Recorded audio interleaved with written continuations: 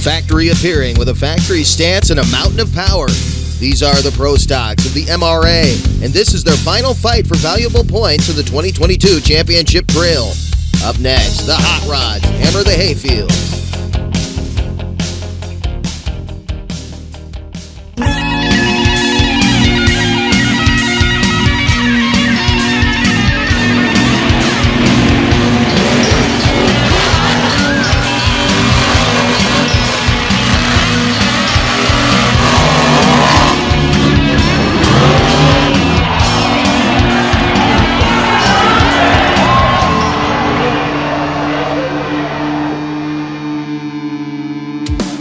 Welcome to a beautiful part of the country, the Upper Merrimack region of the Show Me State, as we come to you from Booker Farms, the Upper Merrimack Dirt Drags, for this final weekend of action on the 2022 MRA Championship Series. And today, we bring you pro stock racing of all kinds. We're actually going to have two classes featured on this edition of coverage with the MRA Elite, and it'll be two divisions that are essentially pro stock.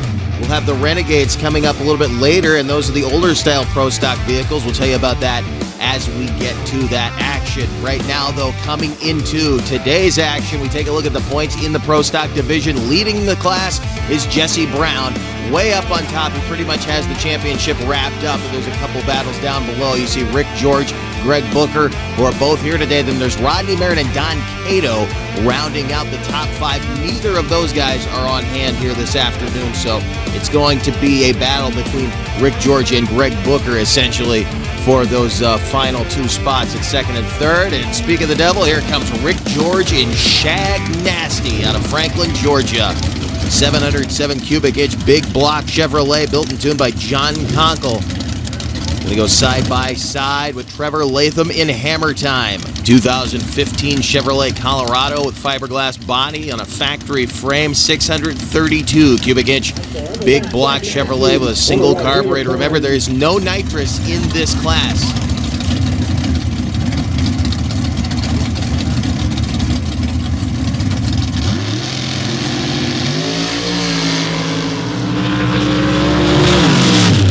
A lot of movement between those two. Latham stood it up there, getting on the brakes in the shutdown area. 307 to a 277 advantage. Rick George setting down quite a pace to start the class off. Remember, the record in this class is a 260. Look at George fighting it back to the right-hand side, though, as he was way off to the left of that lane. And again, Latham putting it on the front tires when he got off the power in the shutdown area. Watch it again from the end zone. Keep your eyes on Rick George. Moved way off to the left-hand side. That might have hurt his time just a little bit, but he should be able to hang in there as the class goes on. Coming out now, Gage Labazio, second-generation driver out of Knoxville, Illinois, with a big block Ford-powered Jeep called All-in-One. Ladder bar rear suspension tuned with help from Blaine Kilby. Sponsored by Bazio Plumbing, Heating, and AC. Going side by side with this guy who right now may be under protest. This is Brendan Whitgen in foreplay out of Fowlerville, Michigan. 700 cubic inch big block Chevrolet. Holds the 150-foot track record in the Renegade class, which, as I said, we will be seeing the Renegades in just a little bit. Whitgen, though, may be DQ'd before the end of the day due to an engine setback rule that he is in violation of. We're waiting right now to find out if it is officially protested. He's going to go ahead and make his run. Both of those guys having problems all over those lanes. Look at that. So Whitgen, we don't see the time come up right now. Gage Labazio red lighted. Whitgen ran a 3:14, by the way, but we will not be seeing his times come up. We get a look at Labazio, though, fighting that thing. Heads up driving, keeping it inbounds, but he had already red lit. However, he did not drive over the timing equipment, much to Greg Monsmith's delight right there. Both of them, though, going to the middle. Labazio was not as far to the center as he looked on that sideline camera. Now, as our next pairing comes up, it is the points leader in that beautiful orange Chevrolet. That is Jesse Brown out of Waverly, Tennessee. 715 cubic inch big block Chevrolet. Again, wrapped up the points unofficially. He's in the championship seat right now, but the championship's not over, so we're not going to call him the champion until the end of the day. He's going side by side with that beautiful machine out of Loudonville, Ohio, David Kurtz. The 87 CJ7, 632 cubic inch big block Chevrolet with a 2-speed power glide transmission, Ford 9-inch rear end, and a Dana 30 front diff.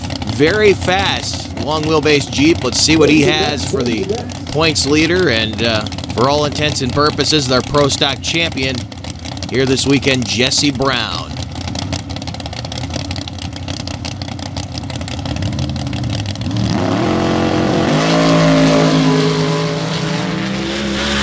Nice straight pair of runs, at least it looked like that from the sidelines. A 2.78 with a 7 for Brown, and 2.89 with a 1 for Kurtz. Very quick again. Look at it. It appears to be a nice straight pass. A little movement there about half track. You see him swivel around a little bit. And we'll get a better look at it again from this top end camera. You get a really good idea of how much they're moving around in those lanes as we watch it again. And you can see Brown with that little shimmy shake there about half track, but he kept it rather straight. That definitely helped him one of the top times of the session. Now, this beautiful bright orange T-bucket Ford-powered machine. This is the father of the father-son Lombazio team out of Knoxville, Illinois. Big block Ford-powered all-in-two. 4-link rear suspension, again tuned with the help of KCD out of Johnson City, Tennessee, going side by side with the man from his home track here this weekend at Booker Farms. That is Greg Booker, an American outlaw, a low-slung rat rod from right here in Steelville, Missouri.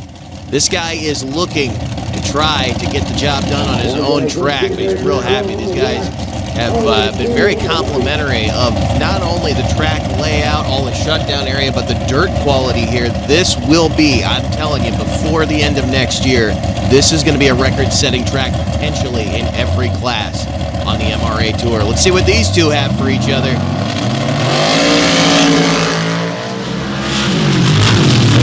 Booker was moving down there at the other end of 2.70. Moving into the top spot at 2.80 for Lombazio as he picked up the front end, but watch Booker moving around in the shutdown area as he gets off the power and the suspension unloads. Taking a wild ride down there on the top end, and again, watch Lombazio pick up the front end right here. Riding the rear tires, the wheelie bar coming in handy. And one more look at it from the sidelines. Booker getting bounced around there in the shutdown area.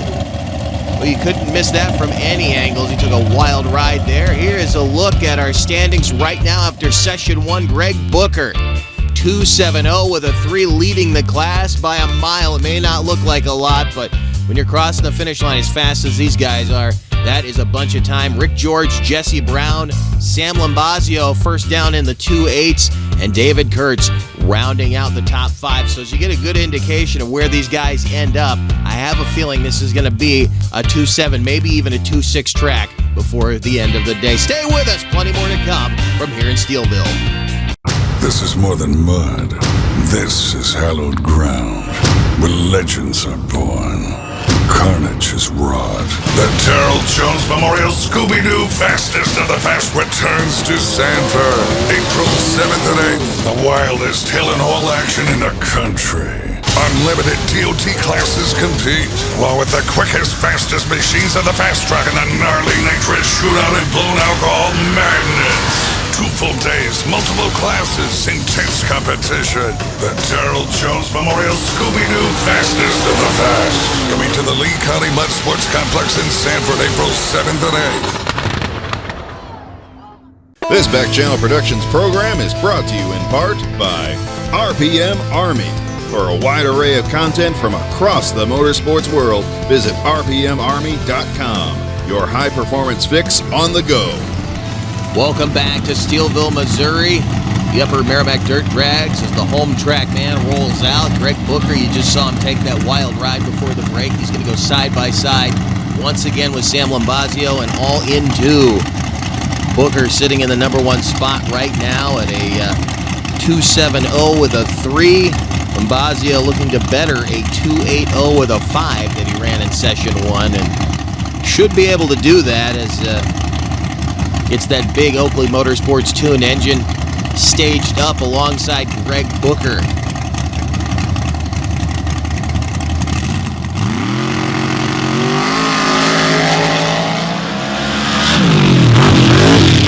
Greg is moving today. He's taking some chances. Look at that, a 2.67 to hang on to the number 1 spot. Greg Booker blistering the track, a much straighter ride. He did not have anywhere near as much trouble getting that thing shut down. Again, taking that wild ride in session 1. Back out to the line comes David Kurtz there in the Jeep. And Jesse Brown, we'll get another look at the top end of this thing and watch Booker when he gets off the power. Again, getting bounced around, but he straightened it out a lot quicker than he did in session number 1. David Kurtz, that Eric Bidlack built Mo Muddy now getting it into the staging area. Vehicle took just over 2 years to complete. He was very glad to get it out there, and we've been glad to see him racing alongside the best in this division. Jesse Brown out of Waverly, Tennessee, and Loose Cannon. Again, I keep mentioning he's already wrapped up the points, but he would love to walk out of here with a win. He's going to have to go some, though. Going alongside now David Kurtz, who ran a 2.89 in session 1. Brown ran a 2.78.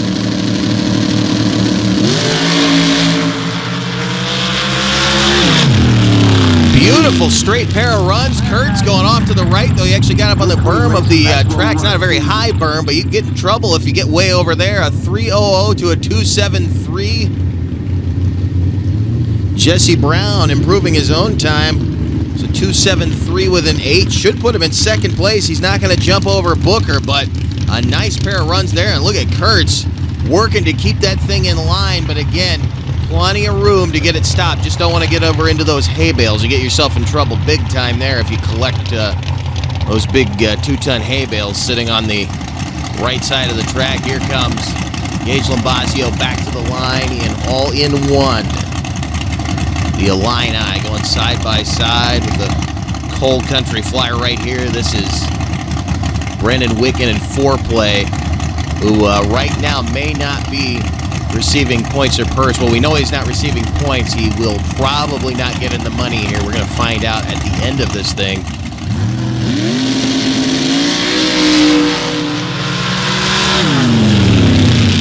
Limbazio running a 2.89. Didn't red light that time. Whitgen, again, without the points, and it's a shame because he just ran a 2.71.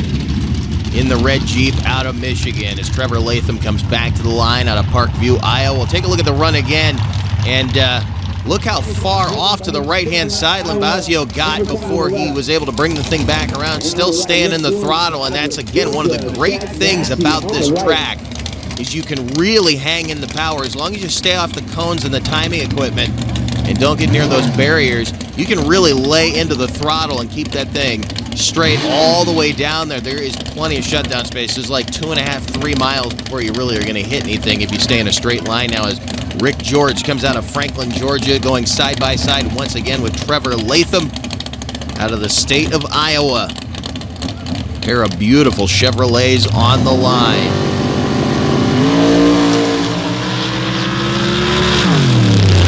George having to pedal it just a little bit, and that hurt him. At the end of it, he will not get past. Greg Booker runs a 2.75 with a 1. Trevor Latham running a 3.07 with a 6. They roll off the end of the track. It will be Greg Booker wrapping up the class with a victory. And don't think it was a home track advantage. That guy has been having all kinds of problems this season. It just finally came around for him at a 2.67, a 2.73 for Jesse Brown. 2.75 for Rick George, then it's a 2.77 and a 2.89. So we got completely out of the 3s and the 2.8s for this one. As I said, I thought it would get down to a 2.6 range track, and it did. Now as the Pro Stock points come up to end off the season, remember, you throw out your worst 2 scores. That leaves Jesse Brown with 745, but he wrapped that up before he even came in here today. Rick George, Greg Booker, and still Rodney Merritt and Don Cato, in spite of not being here, round out the top 5. We are not done yet, though. When we come back, the older style of the Pro Stocks, the Renegade class, their final time down the track ever for the MRA Series. That class will dissolve after this race here today. Stay with us. That action is coming your way next.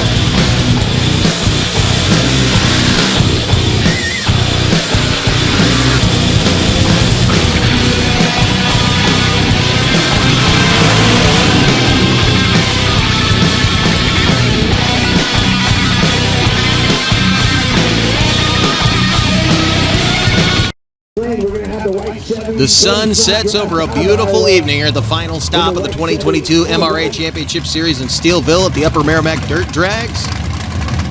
So get ready to watch the Renegades run down the track for the final time, as this class will dissolve at the conclusion of this event. Gage Lombazio coming out right now in all-in-one, the Ford-powered Jeep, the Illini going side by side with the 91 Chevrolet out of DeWitt, Iowa, Cody Snodgrass with big John Conkle horsepower in the front.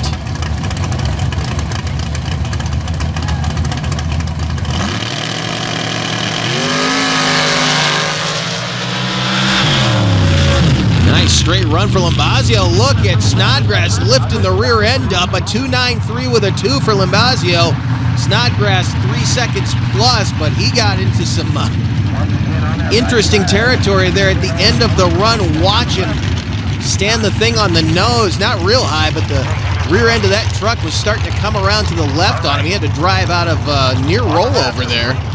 Didn't get too bad, but we have seen guys get upside down in the past when they get into that configuration now, as Denny Bloom rolls out the Silver Ranger out of Spalding, Nebraska, 652 cubic inch big block fuel injected Ford, making around 1,400 horsepower. And your points leader out of Franklin, Georgia, Rick George. Shag Nasty, 707 cubic inch big block Chevrolet, built and tuned by John Conkle. Chassis built by Duke Bonahan of Wicked Fabrication. Rick would like to thank his team, the George Farm Racing Team, his son Justin, and his brother Randy. Keep in mind, the last time Rick was here, he ran a 291 with a broken truck.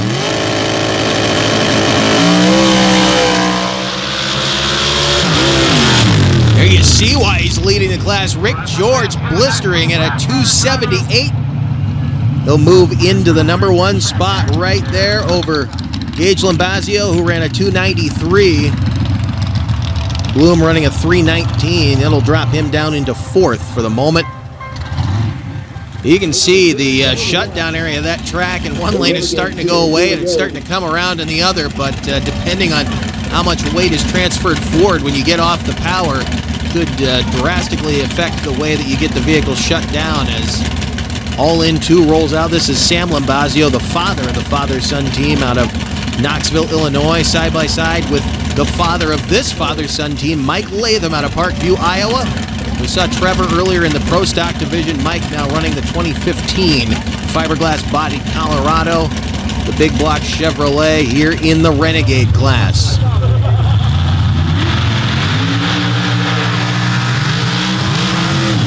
Wild ride for the T-Bucket in the left-hand lane, a 315 and a 321 with a 9. Neither one of those guys getting what they wanted out of the class, and you can see Lombazio had to pedal that thing a couple times. Another look at it. He was working for a living in there, keeping that thing off the center of the track. He works his way through. Here comes a guy now who has officially been knocked out of the class, but still going to make his run, that being Brendan Whitgen out of Fowlerville, Michigan, going side by side with the West Virginia-based repercussion Jeep of David French, who we have popularly seen in the Superstock class.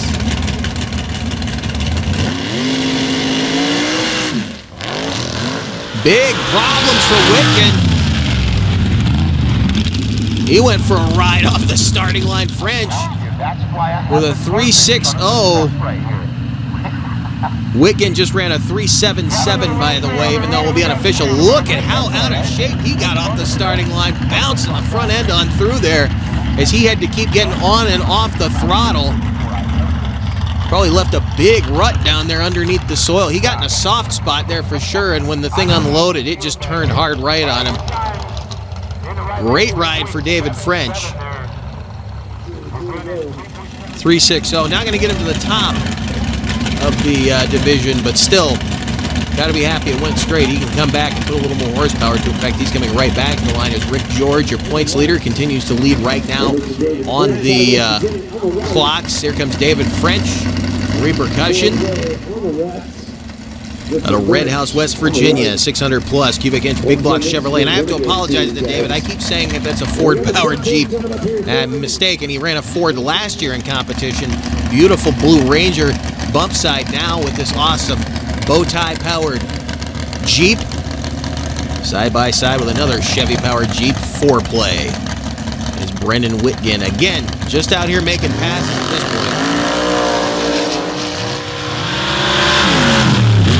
French stood it straight up and down on the line, a 3.17 with a 6 for the West Virginia short wheelbase Jeep, and Whitgen runs a 2.71 in this class. So he's, because of an engine setback violation, losing some very impressive rides out here, but hey, the fans are still getting the show as they're hanging out as the temperatures come down.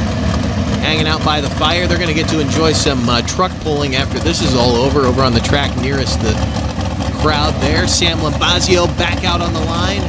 Another Blaine Kilby tuned suspension there, and all into the T-Bucket, the Illini out of Knoxville, Illinois, sponsored by Bazio Plumbing, Heating and Air.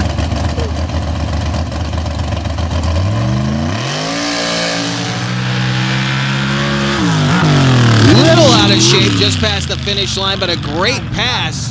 285 with a 3 for Limbazio. Solid run for the T-Bucket. That should put him up in the top 5. In fact, I do believe he's going to jump into second place for the moment. Rick George coming back to the line. See what he's got for Denny Bloom here. He ran a 278 in the first session. Be the final pass for Rick in this class. This will be the final session for the Renegades ever on the MRA Tour. Light the candles and let her eat.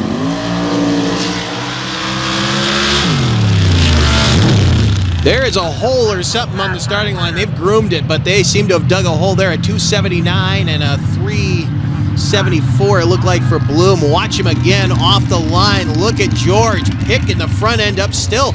Pedaled it without getting too off the power. Gently sent the front end back down, let her straighten back out, and cross the stripe. Holds himself there in the number 1 spot with 1 bullet left to dodge. That's the son of the father-son Limbazio team out of Illinois, and I should say 2 bullets left to dodge with Cody Snodgrass there on the other side with the John Conkle Chevrolet-powered Chevy out of Iowa.